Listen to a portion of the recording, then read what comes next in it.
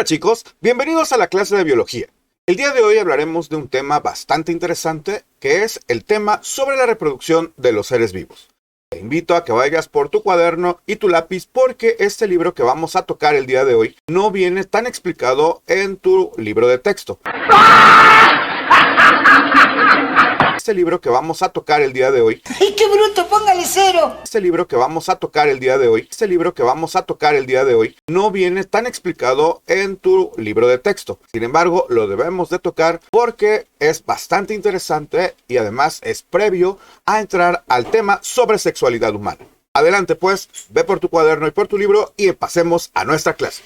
El día de hoy vamos a ocupar un gráfico bastante interesante, al menos para mí, porque está hecho a base de hexágonos. Y el tema que vamos a tocar, como ya te lo había anunciado, es la reproducción de los seres vivos. La definición de reproducción de los seres vivos nos dice que es un proceso biológico que permite la creación de nuevos organismos, siendo una propiedad común de todas las formas de vida conocidas.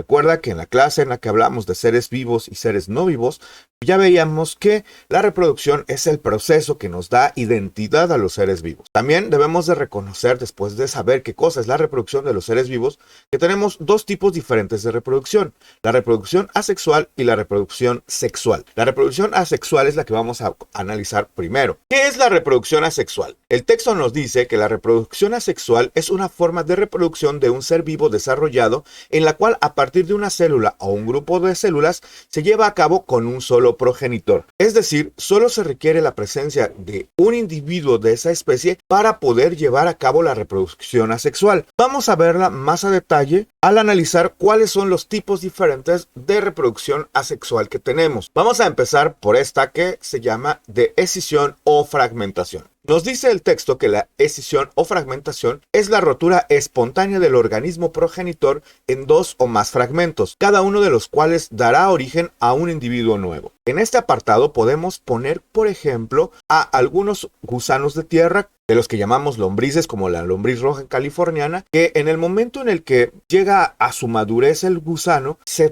fragmenta a sí mismo en 5 partes aproximadamente, y cada una de estas partes se regenera y da origen a un nuevo individuo de esa misma especie. También podemos poner en este apartado como por ejemplo las estrellas de mar. Cuando una de las estrellas de mar parte o rompe una de sus extremidades, esa extremidad no se muere, sino se regenera y da ahora lugar a no solamente a una, sino a 2 individuos de esa misma especie. Debemos recordar que por este medio de la escisión o la fragmentación, al solamente haber un individuo que da origen a otros individuos más, los otros individuos son clones del organismo que les dio origen, es decir, comparten la misma información genética. Pasemos a ver ahora otro tipo de reproducción asexual. Ahora hablaremos de la partenogénesis. La partenogénesis es la formación de hembras a partir de una hembra sin la participación de un macho. Se presenta en la naturaleza por falta de alimento, espacio o de oxígeno. En este caso, mueren la mayoría de los machos y las hembras se reproducen por partenogénesis para recuperar la población. Un ejemplo de la partenogénesis la tenemos en algunas poblaciones de ranas. Las ranas, cuando no son fecundadas por un macho, siguen poniendo huevos y estos huevos eclosionan y a final de la temporada darán como resultado una población exclusivamente de hembras, y así se podrá mantener esta población a lo largo de mucho tiempo hasta que llegue un macho de otra colonia y entonces sí pueda fecundar a las hembras de esa comunidad y entonces sí podrá reproducirse de manera sexual, lo cual hace muy curiosa esta comunidad de ranas porque por un lado pueden reproducirse por partenogénesis, pero también pueden reproducirse por una reproducción sexual. Otro ejemplo que tenemos de la partenogénesis son algunos anfibios y reptiles que, al ser escasos los individuos en las condiciones extremas en las que viven, por ejemplo en los desiertos, se reproducen por partenogénesis. Las hembras siguen poniendo huevos, los huevos eclosionan, pero exclusivamente van a dar como resultado individuos hembra de esa población. Pasemos ahora a la multiplicación vegetativa. Se da por división o fragmentación de su cuerpo. Los vegetales originan nuevos individuos genéticamente idénticos al que las originó. En la clase pasada ya te había hablado del ejemplo de los bambús y del ejemplo de las plantas de rosal. Muchas de las plantas que podemos encontrar en nuestros jardines se reproducen por multiplicación vegetativa. Aquí podemos encontrar en la multiplicación vegetativa los ejemplos de reproducción por acodo, por estaca o por esqueje. Más adelante investigarás en qué consisten esas tres técnicas de multiplicación vegetativa. Ahora pasemos al siguiente ejemplo de reproducción asexual. Tenemos la reproducción asexual producida por gemación, que consiste en un sistema de duplicación de organismos unicelulares donde por evaginación se forma una yema que recibe uno de los núcleos mitóticos y una porción de citoplasma. Uno de los organismos formados es de menor tamaño que el otro. Aquí debemos de hacer un par de consideraciones importantes. Uno de los ejemplos que tenemos sobre la gemación son las levaduras del pan. Las levaduras del pan, se reproducen por gemación. Hay una palabra que no conocemos en esta definición que acabamos de leer y es la palabra evaginación. ¿Qué es evaginación? La evaginación se refiere a que en esa célula le sale una especie de protuberancia, como un chipote podríamos decirlo, y esa protuberancia es la yema que va a recibir uno de los núcleos. Previamente, cuando empieza la evaginación, el núcleo celular ya se había partido en dos. Uno de esos núcleos es el que pasará a esa yema y va a recibir ese núcleo y una porción del citoplasma. Cuando ya se haya completado este proceso, las dos paredes celulares se cerrarán y darán como resultado dos células de diferente tamaño, pero que comparten el mismo material genético, la misma información genética. Por lo tanto, ambas células serán clones, ya que tendrán la misma información genética. Pasemos ahora al siguiente ejemplo de reproducción asexual. Y tenemos la bipartición. Es la forma más sencilla en organismos unicelulares de reproducción de las células. Cada célula se partirá en dos previa división del núcleo, lo cual se llama en términos científicos cariocinesis, y posteriormente se dividirá el citoplasma también para dar origen a dos células. La división del citoplasma se llama citocinesis y las dos células que se darán origen por bipartición son células del mismo tamaño, son células idénticas y repito, tienen la misma información genética y son clones una de otra. El siguiente ejemplo que tenemos de reproducción asexual es la esporulación. Normalmente los hongos y líquenes se reproducen por esporulación, es decir, se reproducen por esporas. La esporulación es una forma mitótica, es decir, se parten en dos las células. Repito, la esporulación es una forma mitótica de células reproductivas especiales llamadas esporas que son provistas de paredes resistentes, es decir, solamente llevan la información genética en el núcleo y una pared celular muy resistente que en el momento en el que se dan las condiciones necesarias para que se dé la reproducción, esta pared se disuelve y empieza ahora sí la reproducción de los seres vivos a los cuales va a dar origen. Repito, la esporulación se da en el reino fungi, que es el reino de los hongos, y también en algunos líquenes. Ahora pasemos a hablar de la reproducción sexual. ¿Qué cosa es la reproducción sexual? La reproducción sexual es el proceso de crear un nuevo organismo descendiente a partir de la combinación de material genético de dos organismos con material genético similar. Ahora sí necesitamos dos individuos de la misma especie para producir los descendientes.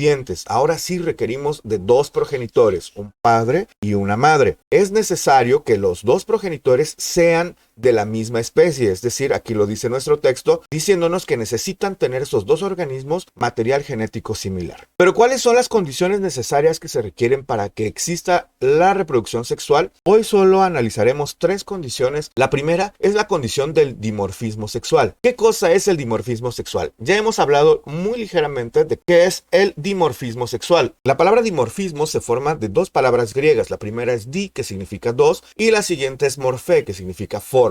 Quiere decir que el dimorfismo sexual se refiere cuando machos y hembras de la misma especie presentan características físicas diferentes, una característica notable de la evolución de las especies. Por ejemplo, el ser humano, el hombre y la mujer, por ejemplo, también entre los pavos reales. El macho es más vistoso, es más grande, tiene plumas más vistosas. Las gallinas también presentan dimorfismo sexual, donde podemos diferenciar claramente cuál es la hembra y cuál es el macho. Estas características del dimorfismo sexual están presentes en las especies más evolucionadas. Otra característica importante sobre la reproducción sexual es la selección sexual. Es el mecanismo donde las hembras escogen a los machos con los que eventualmente se aparearán y los machos compiten entre sí. De esta manera se reproducen los machos más jóvenes, más fuertes y mejor alimentados. Es precisamente la supervivencia del más apto. Solamente los machos que estén más adaptados y que tengan mejor fortaleza van a poder reproducirse. Y esto va a repercutir en que haya mejores descendientes. Estos mejores descendientes van a estar mejor capacitados para vivir en el entorno hostil que los rodea. Y esto es el proceso de la selección natural. Esto es de lo que habíamos hablado cuando estudiamos la evolución de Darwin. Otra de las características, y con esto vamos a terminar, es la característica relacionada con las mutaciones en la reproducción sexual. Recuerda que ya habíamos hablado que las mutaciones son los cambios que se dan a partir de la información genética provista en el núcleo de la célula. Las mutaciones son cambios a nivel genético. Estos cambios pueden ser naturales o pueden ser artificiales creados en laboratorio. Pero nos dice que gracias a la reproducción sexual, las mutaciones se previenen, porque cada uno de los padres solo aportará el 50%, es decir, la mitad de la información genética, y de esta manera se previene la acumulación de las mutaciones. Con el mecanismo anterior que ya vimos, que es el de la selección sexual, se previene que se reproduzcan los machos enfermos o débiles, y de esta forma las mutaciones se reducen al mínimo. Si nos hemos dado cuenta, es más fácil que se reproduzcan las especies que viven en vida salvaje o que viven en condiciones naturales a las que viven en cautiverio. Pongamos por ejemplo a los perros. Es más fácil que los perros que viven en las calles se reproduzcan en mayor número y tienen la característica de ser muy fuertes y resistentes a algunas enfermedades en comparación con los denominados perros de raza. Esto debido a que las razas puras, como las han llamado algunos veterinarios o algunos especialistas en canes, son perros que han acumulado algunas mutaciones genéticas que los han hecho atractivos, ya sea para algún trabajo o atractivos físicamente. Sin embargo, lo podemos ver que la misma naturaleza nos va indicando cuál es el camino necesario para la vida. Ahora, pasemos a la actividad de esta clase. Recuerda que la actividad me la debes de enviar por correo electrónico a la dirección que está corriendo en el cintillo de aquí abajo. Recuerda dos cosas importantes con respecto a las actividades. La primera es que me la debes de enviar el día lunes y la segunda es que debe de llevar tu actividad en la parte superior de la hoja, tu nombre, grado y grupo. Como te lo mencioné cuando estábamos viendo las características de la reproducción vegetativa, el día de hoy me vas a hacer una investigación muy breve para describir en qué consiste la propagación por esqueje, por acodo y por estaca. Y para complementar esta actividad, me vas a investigar la historia muy breve de las manzanas tipo Macintosh. Recuerda hacer tu actividad, tomarle una foto y enviármela por correo electrónico el día lunes. Nuevamente te agradezco por estar conmigo en esta clase. Te recuerdo que mi nombre es Elijafet Cuadeta Contreras, soy tu maestro de biología y nos vemos en otra clase para seguir descubriendo el apasionante mundo de la ciencia. Hasta la próxima, chicos.